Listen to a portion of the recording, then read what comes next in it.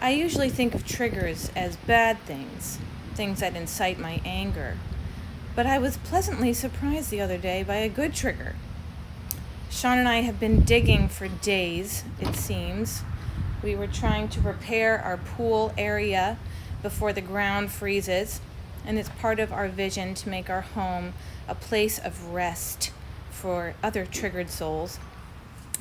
And as I was digging, the sound of the shovel, it triggered me in a good way.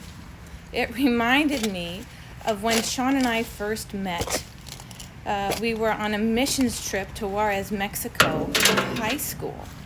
And we fell in love while we were digging to lay the foundation of a house, digging cement. We were digging to clean up an orphanage, lots of digging. And here we are, years later, married, still missionaries, and still digging to lay foundations.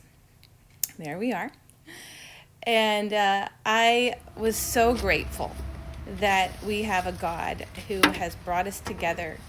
And I was thinking of all of our years of being in love and how God has dug around in my life to excavate areas of sin and fear in order to forgive and redeem and bring us closer together again.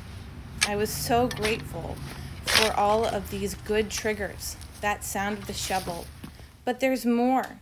Whenever we eat bread or drink that wine of communion, or wherever we experience water, it reminds us of our baptism, where we have been forgiven of our sins. And just like my nephew's face, it's never pleasant for him to dig around, for him to forgive and redeem, but it is so worth it. Colossians 1 says, all things were created through him and for him. All those shovels, all that water, all that bread, all that dirt. He is before all things, and in him all things hold together. Because through him, he has reconciled us to himself. He has reconciled all things through the cross.